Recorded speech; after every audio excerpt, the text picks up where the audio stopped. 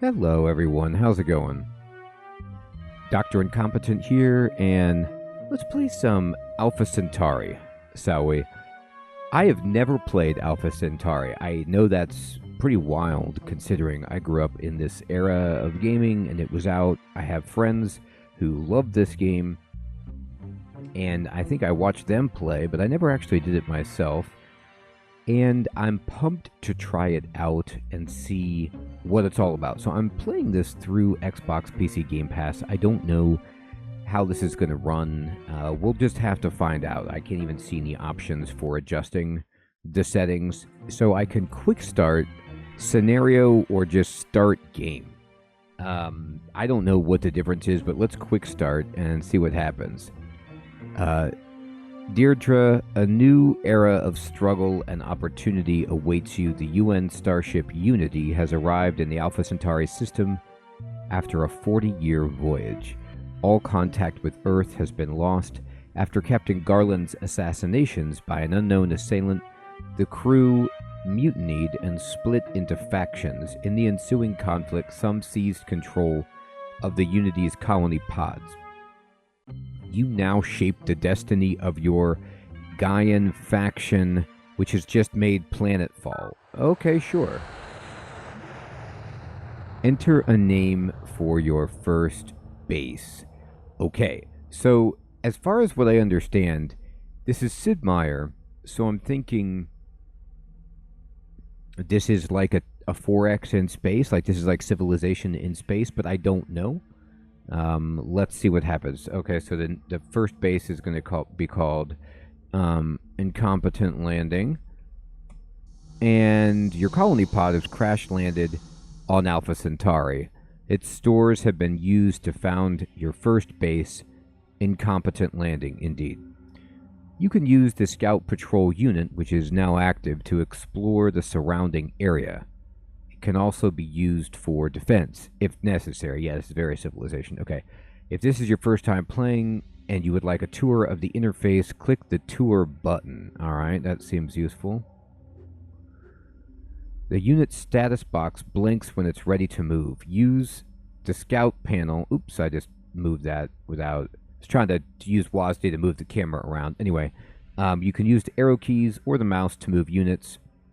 The spacebar tells a unit to stay where it is for now. Only naval and air units can enter ocean squares. Xenofungus is a form of plant life native to Alpha Centauri. For now, think of it as a dangerous obstacle. The main menu is summoned by clicking this button.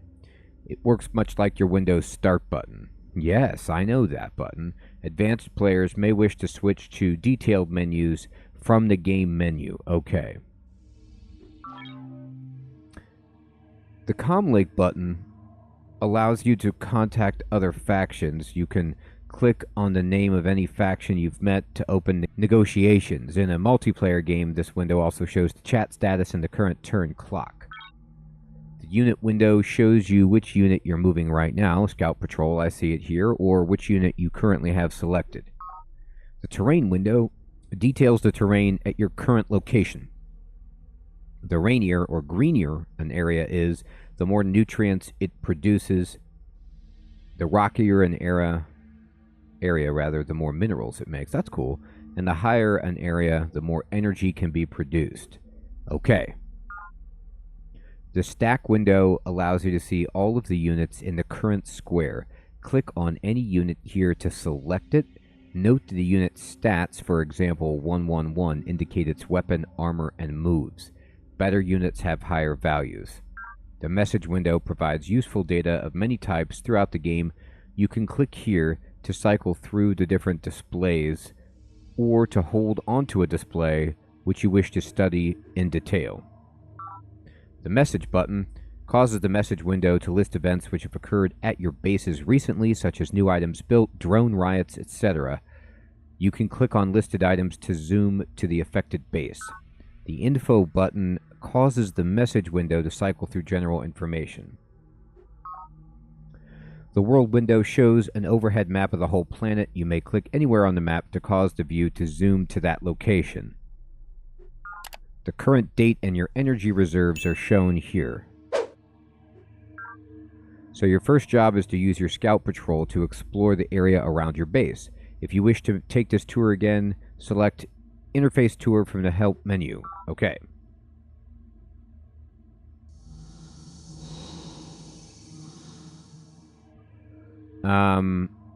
Interesting. Okay.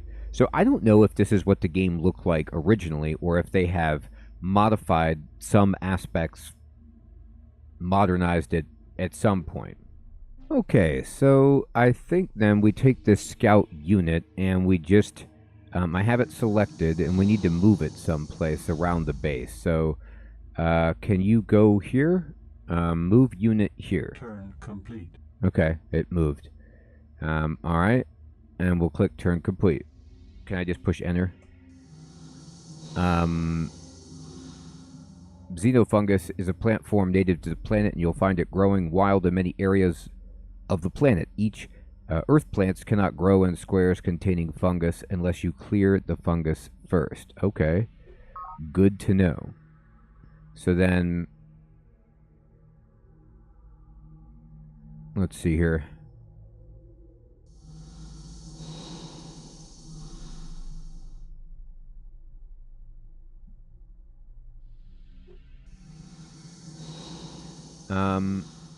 So can I clear the action? How do you clear the fungus? I guess you can't do that. Why don't you then move down here? Turn complete. Okay. Production complete. Governor of Incompetent Landing built formers. Good. What's that?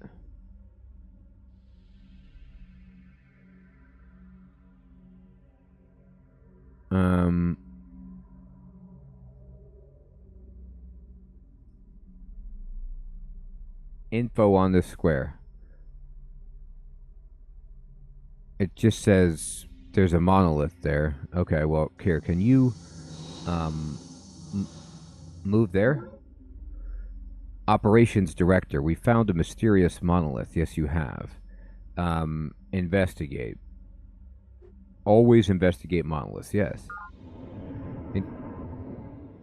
Incompetent Landing has just built a Formers unit, which represents the terraforming engineers crucial to your expedition's survival. Formers can plant forests and farms, build roads, mines, and solar collectors, and later even raise up or tear down mountains. Okay. Press Shift-A to automate them and have them begin improving your colony automatically. Or if you would like to learn how to begin terraforming yourself, take the tour. Let's tour it. Planet's three primary resources are nutrients, minerals, and energy. To produce these resources, you wish to find squares with respectively rainfall, rockiness, and altitude. The more green in a square, the higher the rainfall. Rainy squares produce the most nutrients. Nutrients feed your colonists and help your settlement to grow. This square receives moderate rainfall, as indicated by the modest amounts of green, and will support crops. Planting a farm here will improve nutrient production considerably. Okay. These two squares lie at different altitudes. The higher a square, the more energy it will produce if you build a solar collector. As a rule of thumb, each 1,000 meters of altitude increases your energy yield by 1. Nice. This square is quite rocky and is excellent for producing minerals. Your bases need minerals to build new units and facilities. Crops do not grow well in rocky squares. This square is rolling terrain, some rocks, and will produce some minerals. This square is flat, no rocks, and will not produce any minerals unless you build a mine or plant a forest. In each square, your formers can build farms, which improve nutrient production, mines, which improve mineral production, and solar collectors, which improve energy production. They can also plant forests for balanced resource production and build roads to speed movement. A quick review of basic resource production. Nutrients you want on the wets, minerals on the rocks, energy up high, forests produce a fixed amount of all resource types. Finally, if an area is very rocky, nutrient production is penalized. Advanced players may be interested in these later options. condensers increase rainfall in every surrounding square. Cool. Boreholes provide massive quantities of minerals and energy. Aquifers, release underground rivers, indeed. Mag tubes vastly increase movement rates. Soil enrichers further improve farm output. Level terrain decrease rockiness. Raise lower can change continents and affect weather patterns. Wow. So to wrap up the tour of terraforming functions, we'll suggest that you begin planting farms and forests in squares near your base. Move your formers to those squares, then press F or Shift F. We'll give you more hints as you go along. If you wish to take this tour again, select Terraforming Tour from the Help menu. Indeed. All right, so let me go back to... Oh, I selected the colony. The base control screen allows you to control the production and economic growth of your base Incompetent landing. Click the tour button for more details. Alrighty. We'll begin the base tour by introducing you to the governor. Hi, Governor. The governor is a valuable assistant who can help you control the activities of your base. Whether beginner or expert, you will find a governor can help you get your bases up and running quickly. To use the governor, simply tell him whether the base should explore, discover, build, or conquer. The explore button tells the governor to concentrate on finding and occupying new territory. Bases set to explore will typically concentrate on building scouts, colony pods, transports, and occasional naval units for scouting oceans. This button is especially useful early in the game when you need to expand quickly. Cool.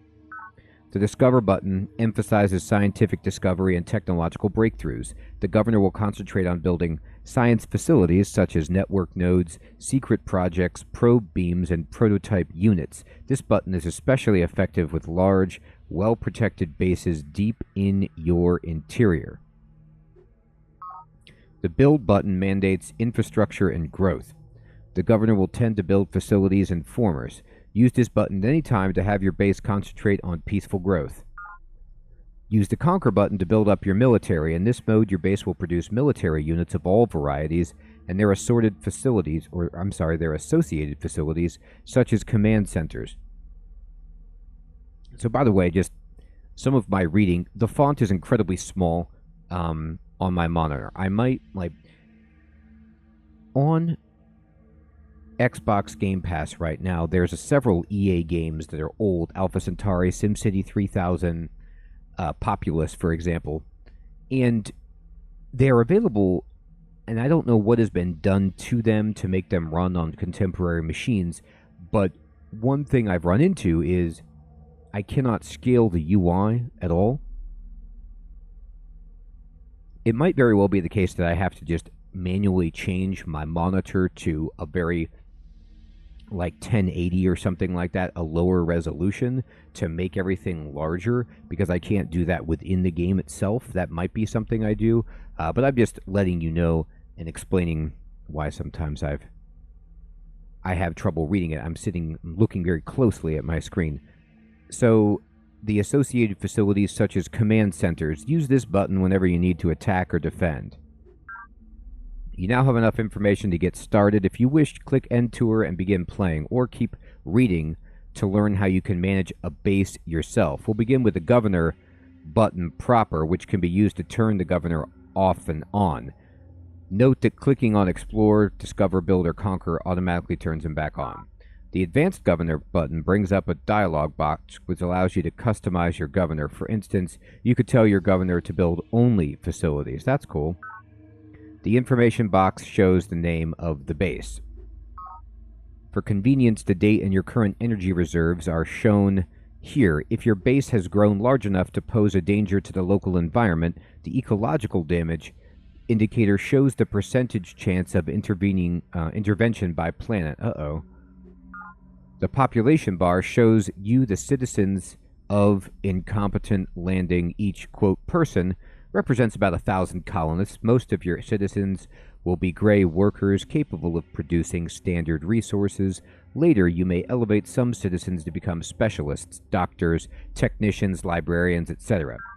Good social conditions in your colony may cause some workers to become green talents. Poor social conditions and overcrowding will turn them into red drones. Interesting. Whenever your base has more drones than talents, there will be a drone riot. Not good. To correct this problem, build a psych-related base facility such as a recreation dome, convert some citizens into doctors, or increase your energy allocation to psych. Okay, make them happy. The nerve staple button is a particularly draconian means of controlling drone riots. If you nerve staple your citizens, they will cease rioting for at least 10 turns. Do this only in an emergency, however, because nerve stapling is considered an atrocity. Ouch. The production box shows what the base is currently making. Looks like a colony pod? Bases can produce new units or build facilities to improve the base itself. Your base uses minerals to produce things. When all of the mineral icons in the box light up, your new unit or facility will be ready. The build queue shows what this base will build next. Nothing in the queue after it's finished current production. Click on the change button to set new production orders for your base. Use the hurry button if you need to finish something fast. You could spend your energy reserves to complete production quickly, but it can get expensive. The garrison box shows you which units are currently present at this base. Try to keep at least one military unit in each base to guard it from unexpected attack. You may click on any unit to activate it, or right-click for additional options. Interesting. The forces, most of this makes sense to me because I've played Civ. So, because I've played 4X games that were probably inspired not only by Civilization, but by this, a lot of this stuff is like old hat. Like, I understand it, and it makes perfect sense to me, which is good. The forces supported box shows the units which this base has produced and which it therefore must support. These units are not necessarily present at the base right now. You can use the support button to find out where they are. The facilities box shows any facilities you have built at the base. Facilities increase the potential of your base. For instance, a network node increases your lab's output, but most facilities require a small amount of energy each turn for maintenance. If you no longer want one of your facilities, you can click on it to scrap and recycle it. The commerce box shows your trade with other human factions. If you sign a treaty or pact with another human faction, your base will automatically begin commerce with your new friends, resulting in extra energy for your base. Commerce rates are affected by the size of the bases involved, the number of economic techs you've discovered, and whether you have a treaty or pact. With a pact, you gain double commerce. Okay. The nutrients box shows your base's potential for growth. As your base produces nutrients, they are collected here. When all of them light up, your base will increase in population.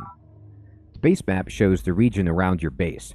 Any squares in this region can be farmed, mined, or otherwise improved by your citizens in order to produce nutrients, minerals, and energy, which are the basic economic units of the game. Squares in use are marked with icons showing the quantity of each resource they are producing.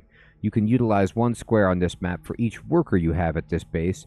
You can also always utilize the base square itself. You can drag workers from square to square or drag them into the population bar to elevate them to specialists. You cannot utilize unexplored squares, squares utilized by other nearby bases, or squares occupied by enemy units.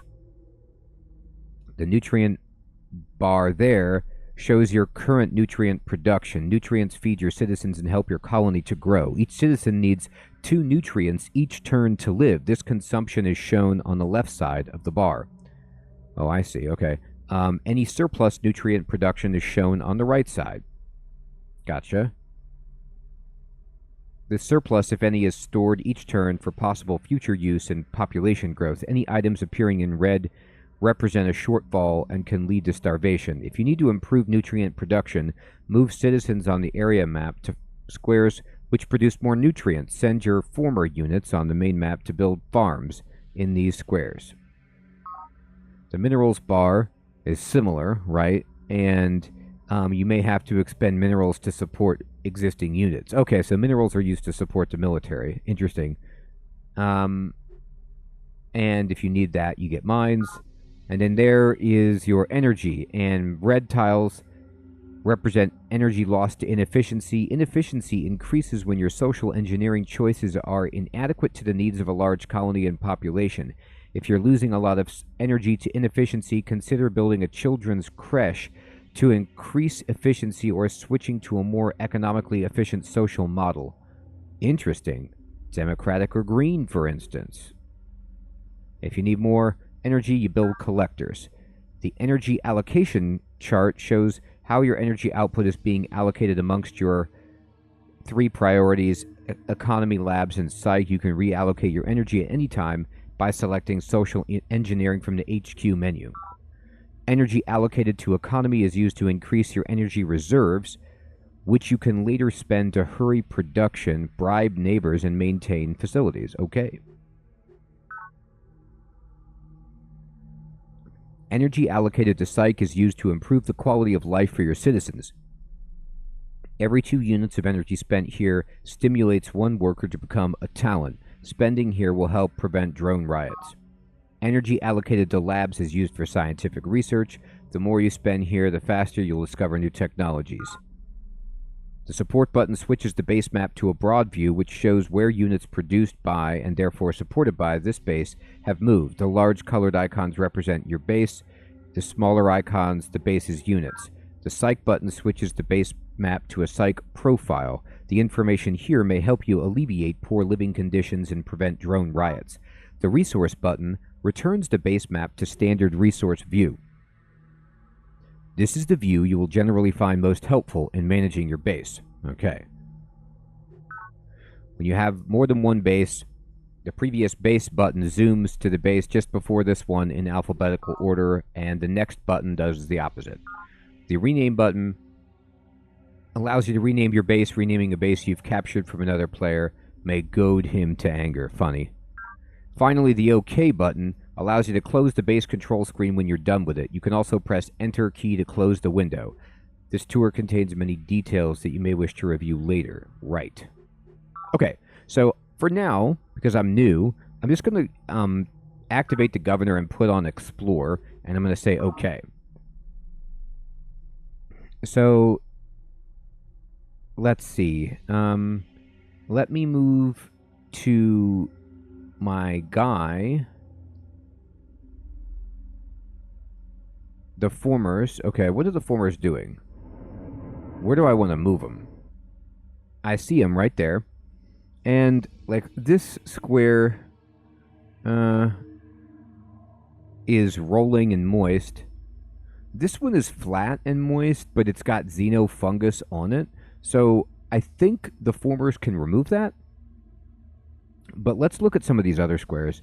I've got flat and moist. That's perfect for our farm. So let's take the... Oops. I was trying to just select the unit. Select the unit and move the unit here. About research. Energy powers your research labs and helps your researchers discover and exploit new technologies.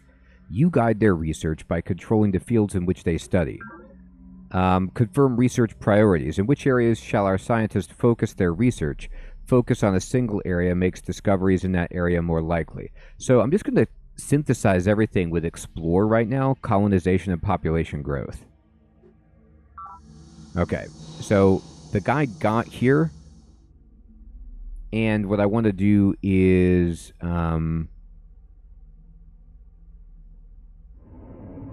planting forests is an excellent way of increasing resources. Forest squares provide a limited supply of nutrients, minerals, and energy in any square. This well-rounded resource output can be quite useful, especially in squares which are less suitable for traditional production. Right, but this one is good. Like, it's flat and moist, which I assume means it's good for farming. So there's no orders for this guy. He's already moved. So what I want to do is activate the unit, I think. Well, I don't know about that. Terraform, cultivate farm. There you go. All right, so I told that guy to make a farm. And the scout needs to move. Let's just go here.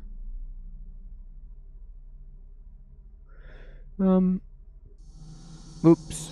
Interesting. I can't use my numpad. I didn't really want to move there. I was trying to move to this square.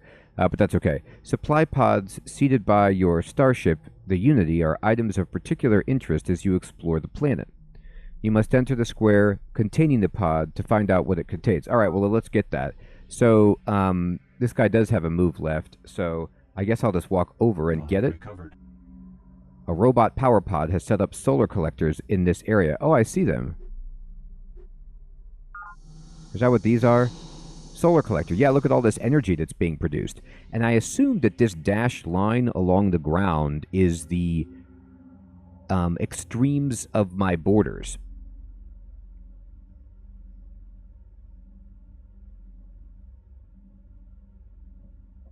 Okay. So I'm going to go down.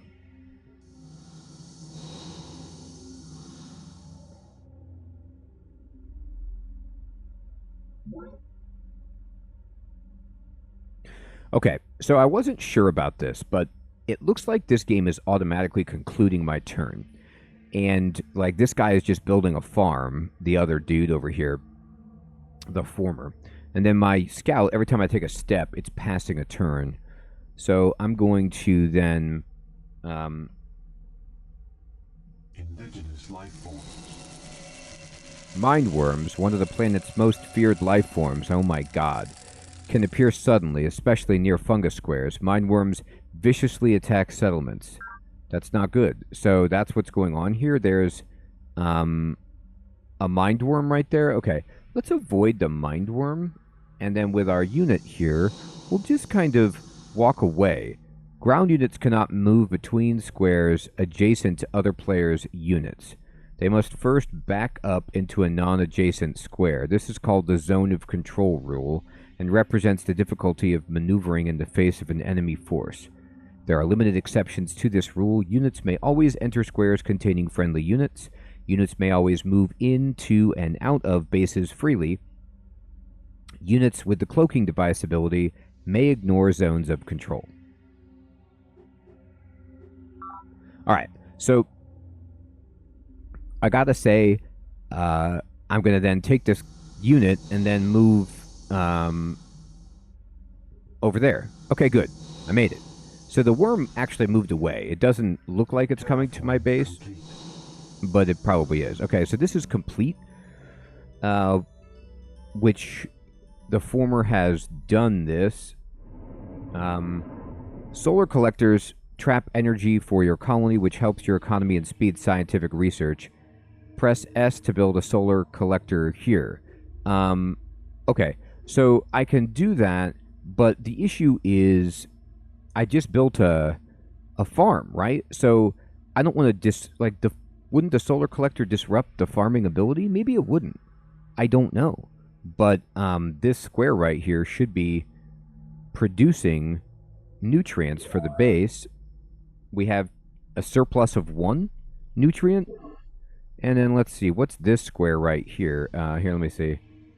Rolling and moist. Rolling and moist. Rolling and moist. Flat and moist. Okay, so I'm going to move this guy down here, and then I want to destroy enhancement, I guess? Is this what you do to... Yeah, so that took out the fungus. And then this guy can then... Well, no, maybe it didn't. Maybe I lied about that. It didn't do that. Are you doing that? No orders. Okay, he didn't do that. Oh, I wasn't selecting him. Terraform. Remove fungus. And then you can go, like, up here to look around. Our researchers have made a breakthrough. But we also know the foundation of life consists of a stream of codes, not so different from the successive frames of a watch vid. Why then cannot we cut one code short here and start another there? Is life so fragile that it can withstand no tempering? Does the sacred brook no improvement? Chairman Shen Jiyang, Dynamics of Mind. Awesome. So we found this breakthrough, and this allows us to make recycling tanks. The Human Genome Project gets us the technologies of the human brain and gene splicing. Okay, great.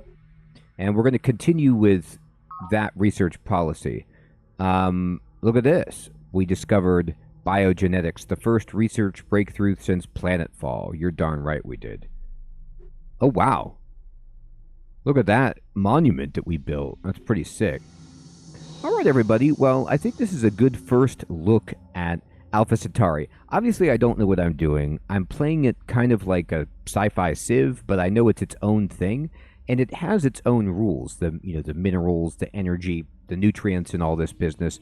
But I think it's super deep, and I love how well balanced it seems. I'd love to know what you guys think of Alpha Centauri. Did you play it back in the day? Are you a fan of this game? Would you like to see me play more of it? Are you interested in playing it? And if you have played before, do you have any tips and tricks for a person who's new to the game that would help against the mine worms and other threats that are around and just survival in general? Thank you so much, everyone, for watching. Take care.